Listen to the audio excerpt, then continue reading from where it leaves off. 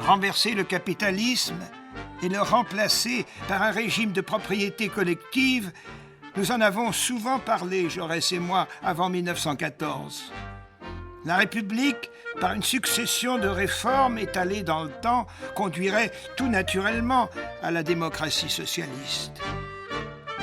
Mais aujourd'hui, la donne a changé, Jaurès est mort et nous sortons de l'effroyable boucherie. Ces 4 années de guerre mondiale ont tué l'espérance. Par la force, en Russie, Lénine et les siens ont renversé l'ordre établi. Ils promettent aux prolétaires du monde entier des lendemains radieux. Beaucoup, en France, veulent emprunter ce chemin. Dans notre parti socialiste, une majorité se dessine en ce sens. Tout à l'heure, à Tours, notre parti se réunira en congrès. Je suis minoritaire. Je monterai à la tribune. Camarades, s'il vous plaît, du calme! Du calme! La parole est au représentant de la minorité, le camarade Blum. Non et non, chers camarades, je ne voterai pas pour l'adhésion à la 3e internationale, même si cette position est aujourd'hui majoritaire. Le communisme, c'est la subordination absolue au chef. La coexistence d'organismes officiels et d'appareils clandestins, c'est donc dans les faits le pouvoir réel à un comité occulte. Moscou exige l'abandon de tout ce que nous sommes depuis Jaurès. Est-ce là le parti que nous avons connu? Non! Quel parti, Blum? Un parti vendu à la bourgeoisie? Le parti des ouvriers, camarades. De la démocratie, de la République. L'appel aux masses. Et pas cette petite avant-garde disciplinée et putschiste que veut Moscou. Et ta participation au gouvernement de guerre, tu l'as oublié? Chers camarades, l'union sacrée, c'était la défense de la patrie contre l'agression allemande, qui s'en réclame aujourd'hui en temps de paix. Et le camarade Cachin, qui est des vôtres, a lui aussi participé à l'union sacrée que tu me reproches.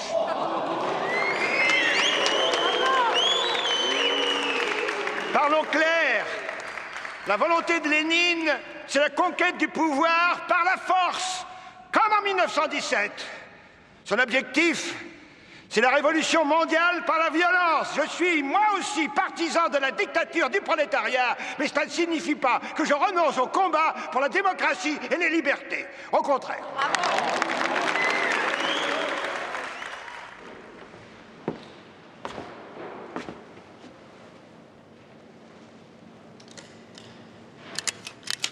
Est-ce que Thorez a parlé? En 1920, personne ne connaissait Thorez. Je me demande même s'il était délégué. Cachin, oui. Cachin était assis là. Là. Beaucoup ne regardaient que lui. Il rentrait de Moscou, il avait vu Lénine. Vous regrettez rien de votre discours 16 ans après? Pourquoi revenir ici et remuer tout ça, Monsieur Bouchard? Je suis historien, Monsieur Blum, je fais mon travail. Pendant que vous irez courir l'aventure, il faut que quelqu'un reste garder la vieille maison. Malgré tout, restons les frères, qu'aura séparé une querelle de famille et qu'un foyer commun pourra encore réunir. J'avais raison. Pardon. Oui, j'avais raison. Une internationale militarisée, la dictature, la fin des libertés. On voit où cela a conduit. Les bolcheviks avaient tort. Si le socialisme n'est pas la liberté, alors à quoi bon?